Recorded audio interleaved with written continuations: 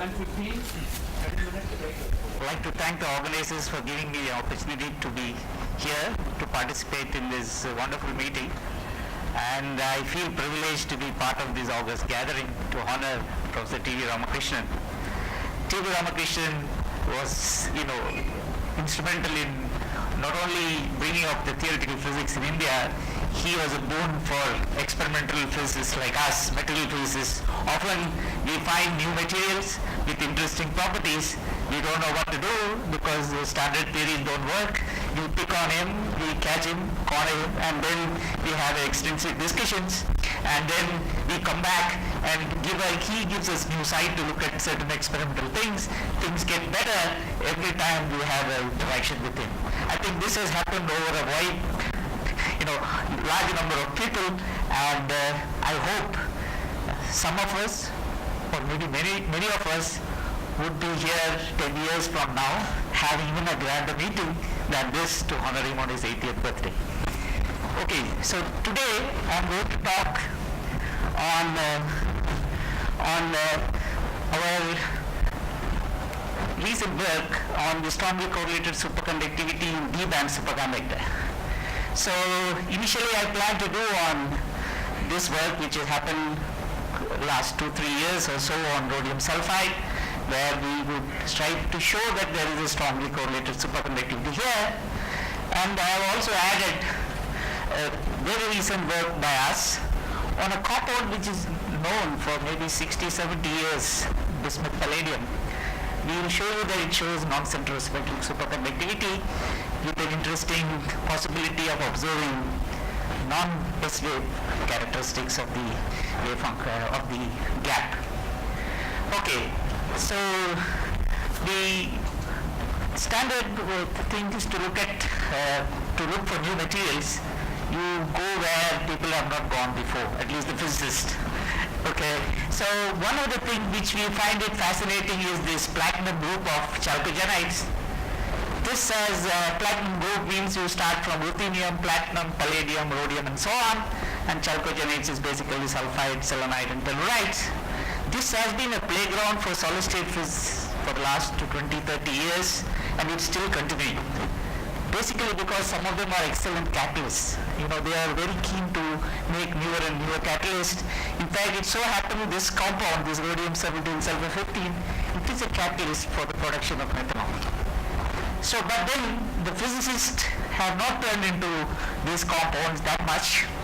And as a material physicist, you never satisfy with one compound. You want to look around. First you want to see whether it can tune in the same structure to get some desirable properties, or you look around, is there any similar structure which has a basic feature of this structure like octahedra. There are so such compounds exist, rhodium-2 sulfur 3, albeit with different crystal structures, but then the first one is a bad metal and the second one is a narrow gap semiconductor.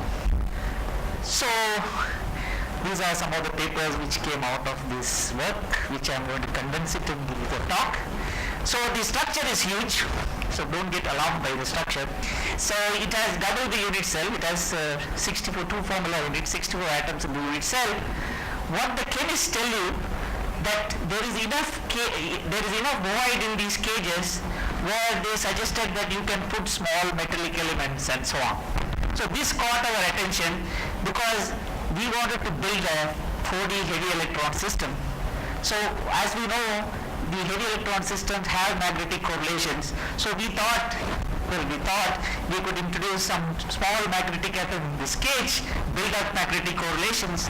Wow, you will get a heavy fermion system. So what we think is not what has happened. So let me tell you what has happened at the later stage.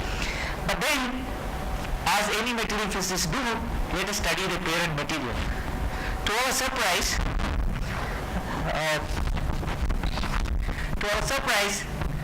the only work was done on this compound is way back in 1952 by Matthias, and then there is only one line. This compound superconducted for 5.8 K. Nothing is known except because those days the superconductivity in sulfides, selenides are a novelty. So we picked up that compound. So we could do a reasonably good crystal. You can see that pattern, that is the size of the crystal, and some crystal with tearful eyes you crush to make a powder X-ray diffraction, and to confirm the structure, the cubic structure. As I told you, it has two formula units with 64 atoms. What is important here, you will see in the next slide, what is so special about this structure?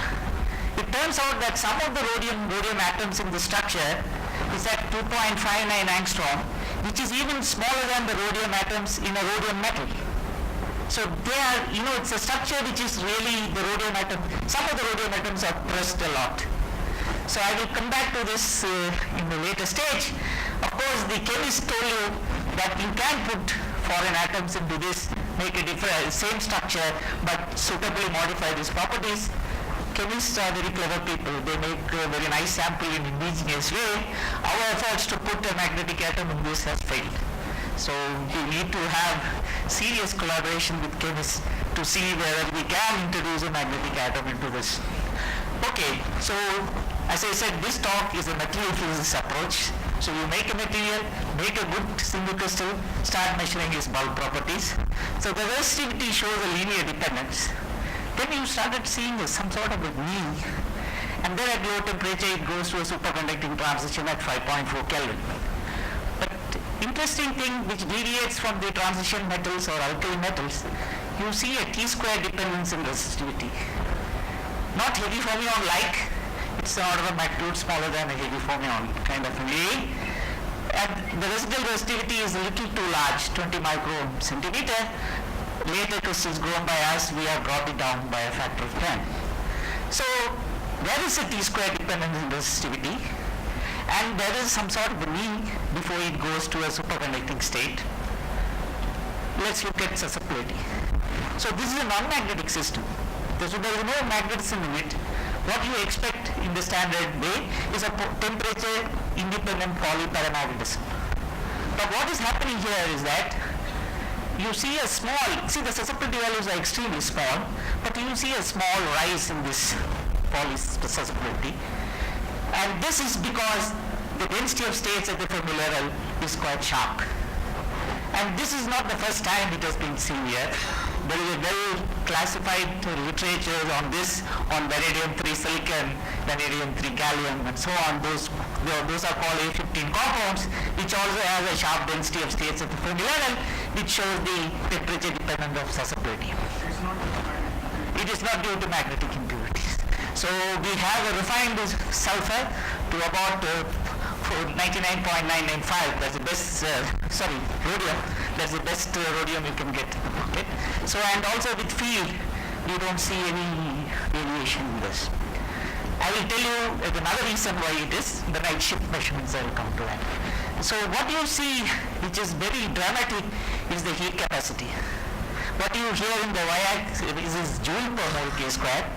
You see an enormous jump in heat capacity, and it is fairly insensitive to field. 9 Tesla, it gets pushed only by a small temperature dependence.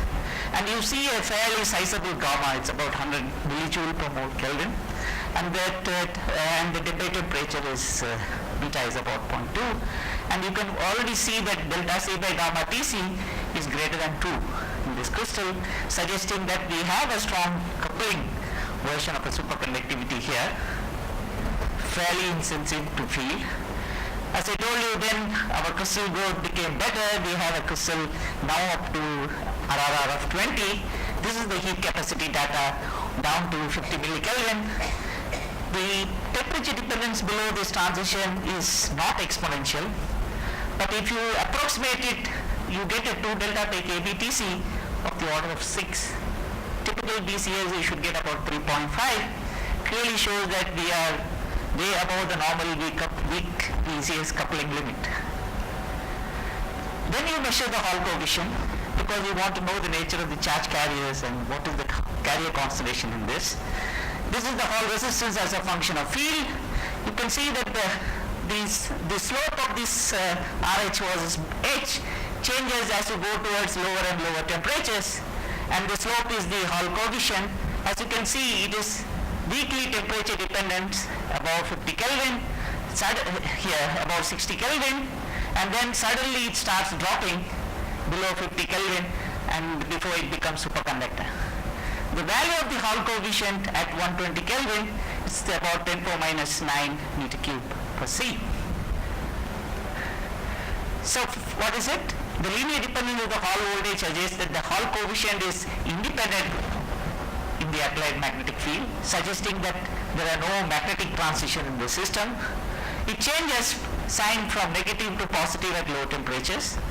If you simply apply a crude one-band model, which is not strictly valid, but just to get an order of magnitude estimate, you get an order of magnitude estimate like 3 into 10 to the power of 26 meter cube for electrons at 10 K and about 10 times for the holes at 120 Kelvin. Important message from this is that it is 2 to 3 orders of magnitude smaller than in conventional metal like copper. So it is a low carrier system by at least 2 orders of magnitude, yet it superconducts at 5.4 Kelvin, and then we will see some more interesting properties. So measure the critical field. So the critical field for a 5.4 superconductor still doesn't saturate. This is a 100 milli measurements, which already is pushing 20 Tesla at 100 milli, and recently we have done up to 50 millikelvin, it goes up to about 22 Tesla.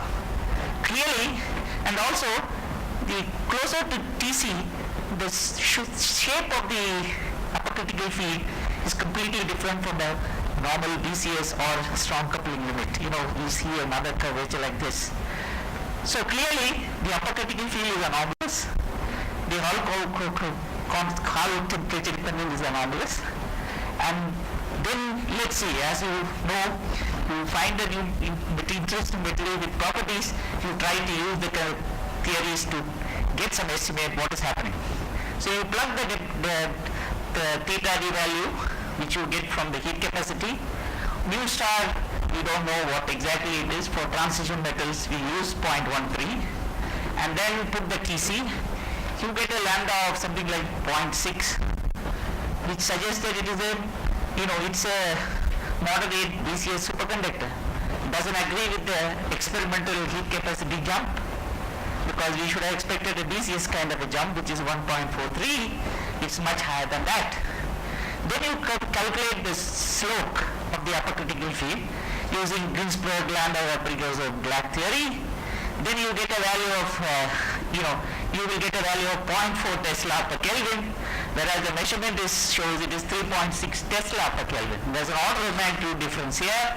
Then the upper critical field, you can use an expression which gives you a 1.5 Tesla, and experimentation shows up to 70 milli it's 20 Tesla. And the Pauli limiting field, which is also tells you whether the sample is an unconventional superconductor or not, because this is not Pauli limited. The Pauli limiting field is about 10 Tesla, whereas the upper critical field is beyond 20 Tesla. So clearly something is going on in this material. There is a strong density of states at the Fermi level. The upper critical fields are large. Gamma is suitably enhanced in the system. And recently we have done the muon spin resonance to get the penetration depth. It turns out to be extremely high kappa superconductor. Kappa is of the order of 175 in this series. It also shows, just like few of the unconventional superconductors has a second magnetization peak, I think the pinning is weak in this system. Vertex spinning is weak in the system. As I told you, the chemists are far ahead of us in this game. They have done the band structure, they have done everything because they want to do for the catalysis.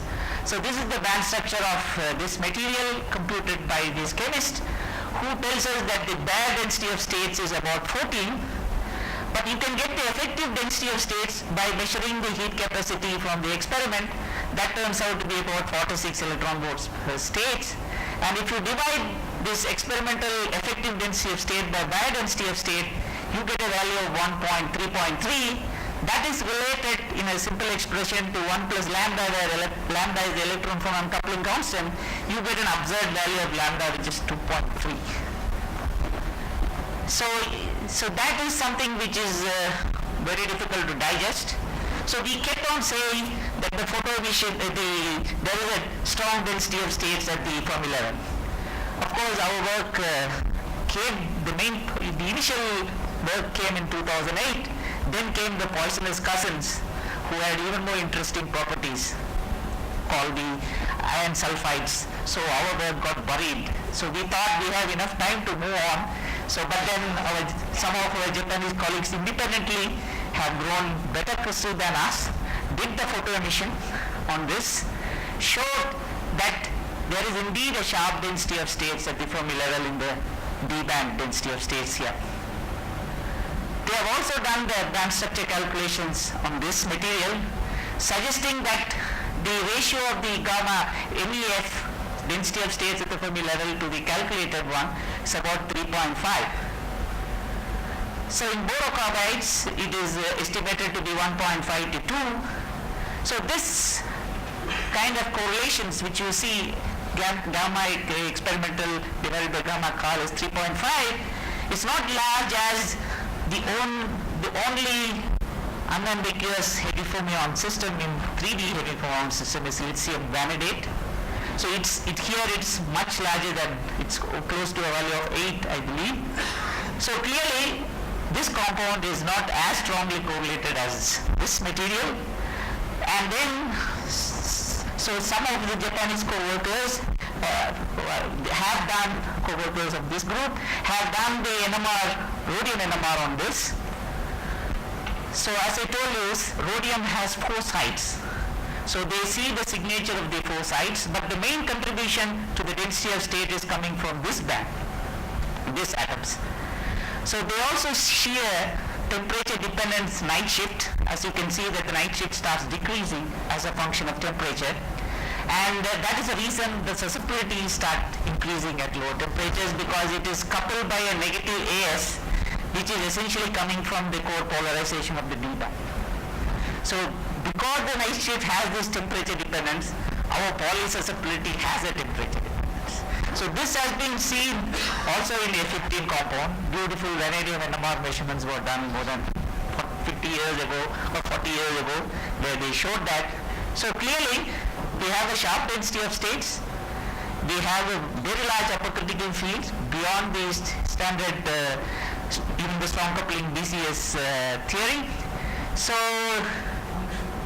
yeah. The structure. Yeah. There is a cluster at the center. Yeah, right. Does it have any meaning physically in the sense, like several phase compounds where you have clusters? Yeah, so we have not seen, we wanted to do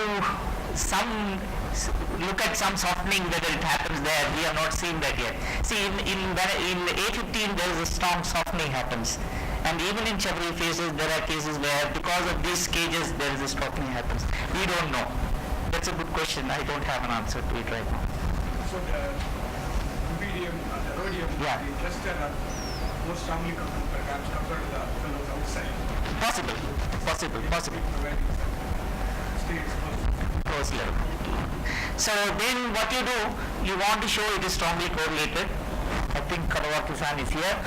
So you try to do a Kawawaki wood plots of this, try to see A by gamma squared, but it's not comparable to this. It's an order of magnitude, higher than what correlations would give you in the Kawawaki plot.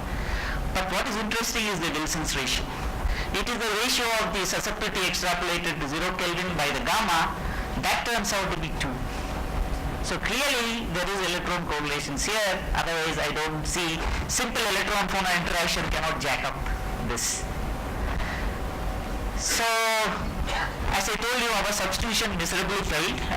Introduction of foreign atom into the cage miserably failed because we use Bridgman solid state techniques and other seal crucible techniques. I think there's a crude way of making samples. I think chemists are much clever. I think some chemists will help me to put the magnetic atom into the cage.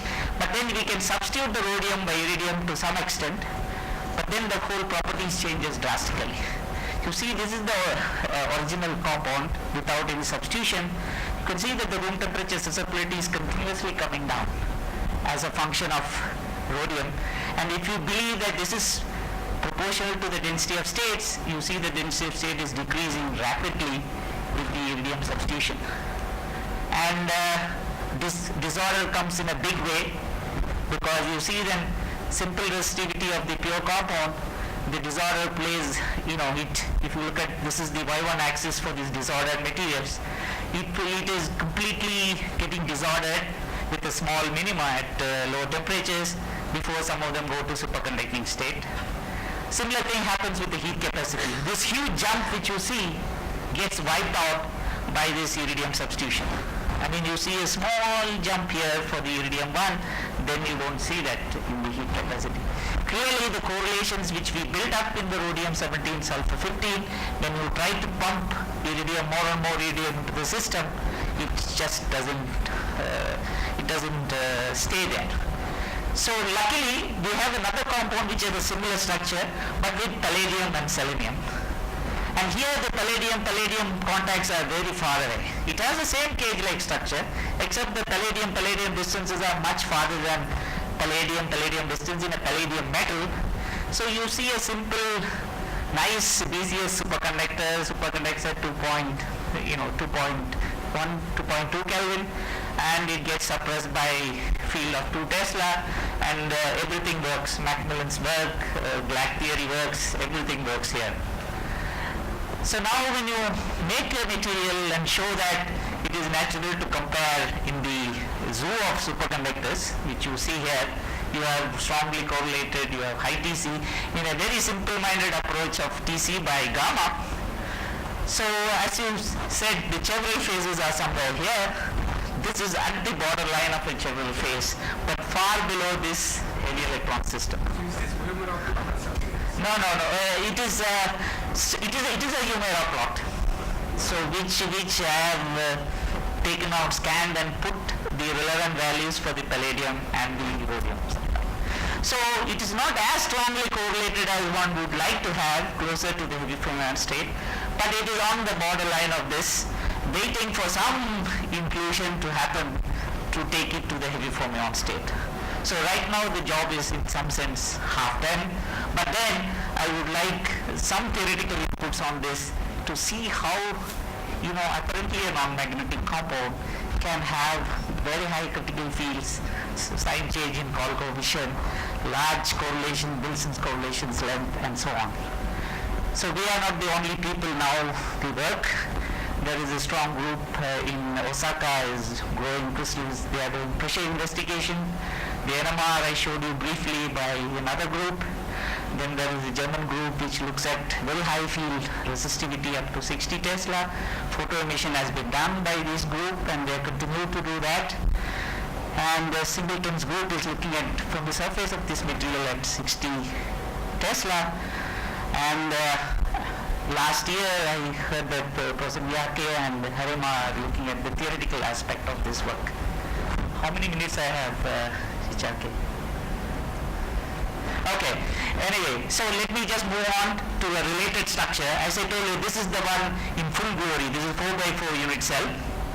Then you can see another one which also has a similar rhodium clusters, but this is a bad metal. It also has 4 sites for the rhodium and 3 sites for the sulfur. And then there is another one which is a diamagnetic semiconductor. I am not going to talk about it right now. So what is the very crude way of looking at it? You look at the shortest rhodium-rhodium distance, you have a cubic paramagnetic metal, and then it goes to a superconductivity. You make it monoclinic, you get a paramagnetic metal, and then it is a dirty metal. I will come to that later. But the rhodium-rhodium distances are changing in this framework. The minimum rhodium-rhodium distance. You have a diamagnetic semiconductor with a small gap and a large gap. So it turns out, as I told you, the chemists are far ahead. They have made a single crystal of this, but made a lousy iridium chalcogenides. Some of them are metallic, some of them are close to semiconductors, verge of metal to insulate the semiconducting transition. This has been a domain of chemists.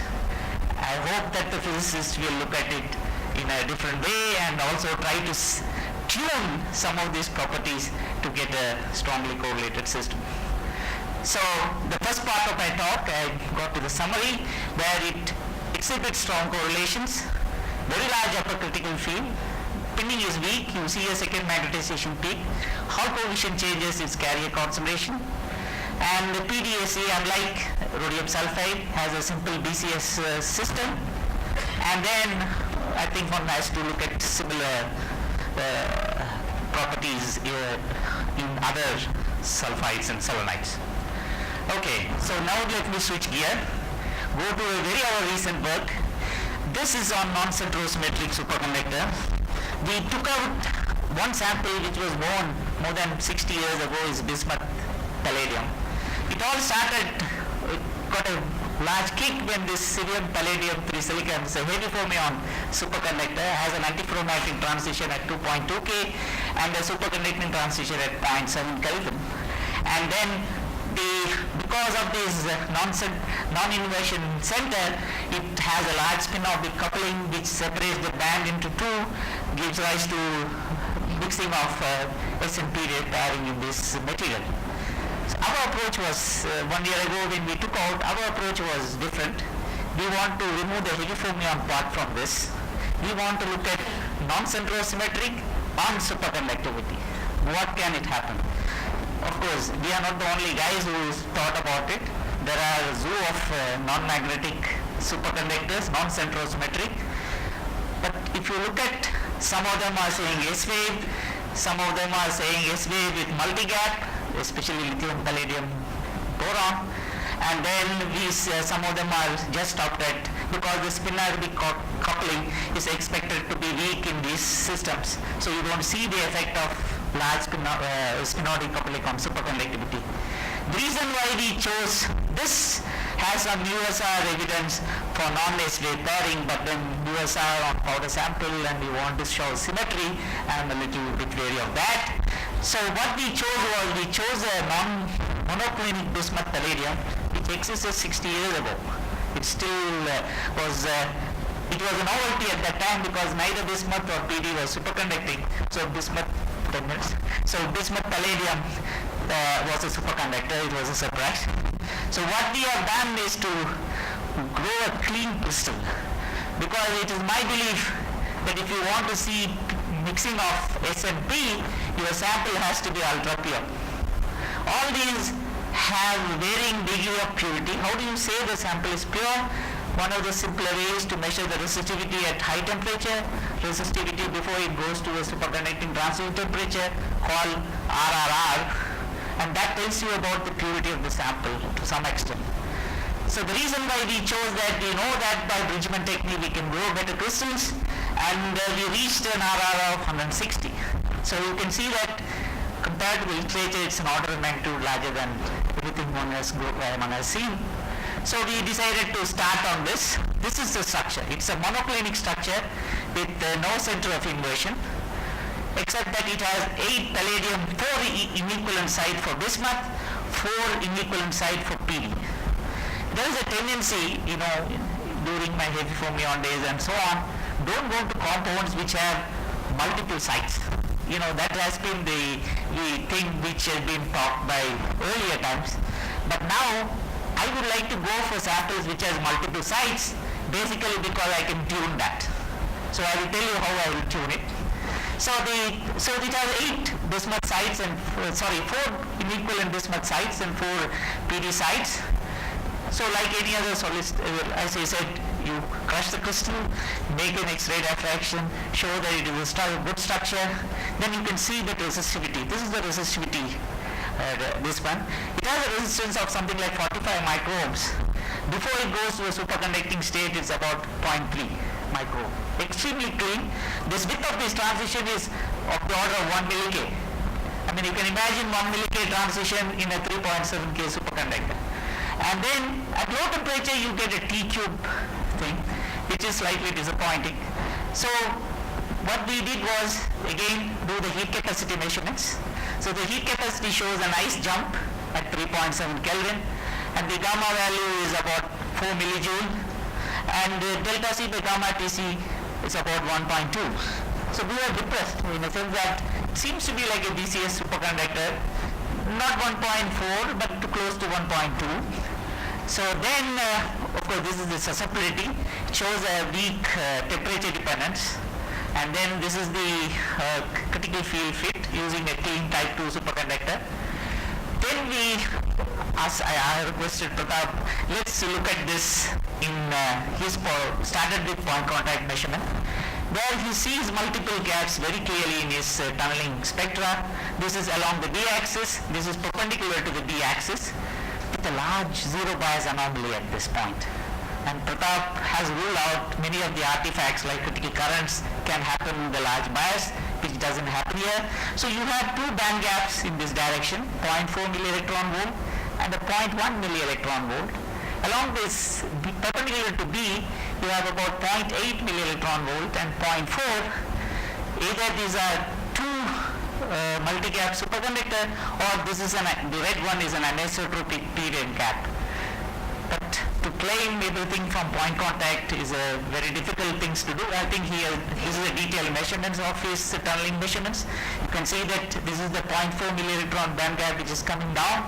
This is the small band gap which you see here. It is as a temperature dependence. This is along the b-axis. This is perpendicular to the b-axis. It could be that we have one anisotropic period gap which can explain these two red ones, and then we have an SK gap. I'm through. So the thing is that, as I told you, metal physicists are never happy with one crystal. So we want to tune it. It turns out that you can knock off out of the 8 palladium atoms and 8 bismuth atom, I can knock off one of the palladium atom, substitute by gold, with keeping the same structure and the keeping the same purity. Then you see this gamma, of course Tc decreases, but the gamma, which was 4 millijoule, goes a 6-fold increase. So here is a system, I can crank up the electron-electron correlations by substituting another atom into the same structure. Watch what is happening to this non-centrosymmetric superconductivity, and I hope we were able to show that there is a period pairing, and Pratap will take up this in his STM, and that will be the smoking gun proof for this. So this is the structure which is tunable. So I will just stop here. So I think there is a lot which can be done with this this series. Thank you for your attention. Very similarity between gamma values. Parasitic correlations. You know, there is a parasitic correlations in uranium lithium 2 you are trying to dig up and see there. So I don't see anything here except this cage which Bhaskaran is referring to. You know, you have rhodium atom tightly packed. You do something to that. You know, that's why when you substitute the iridium, it just pulls apart this rhodium and then you get into a state which is a normal BCS. So the upper critical field, I agree with you, that it doesn't seem to saturate. I mean, I just cannot fit into any model, BCS or non-BCS, any of those things we just cannot work. So we are trying down to lower temperatures. I think I forgot to mention just one thing. Chairman, just one second.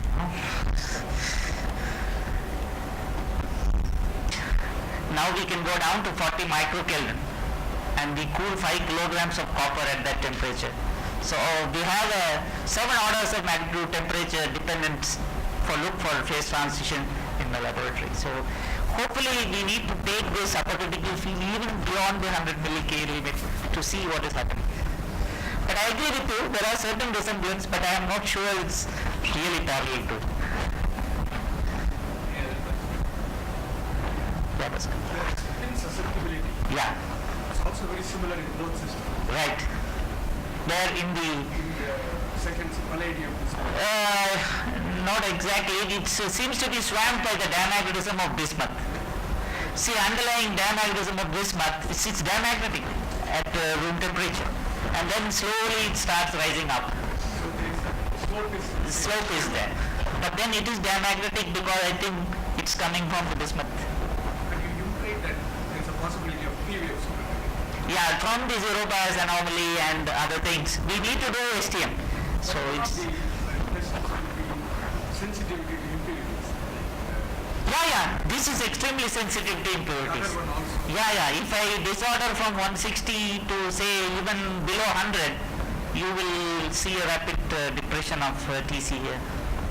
So it is sensitive, but that's not really enough. We need the STM measurements from somewhere to show that there is a strong period, because point contact is a technique which will tell you something is there, but it has to be substantiated with tunneling measurements. So it would be nice if it joins transient repellent and becomes That is my hope.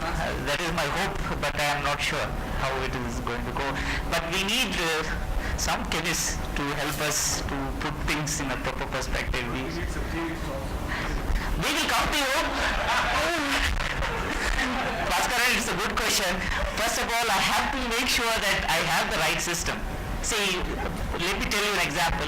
Some years ago, we had a very nice system which had charge density with magnetism or superconductivity and so on. We published about maybe 20 papers in PRB, few in PRL and so on. The iridium system. No theories have taken up that thing. It's probably the next RBP.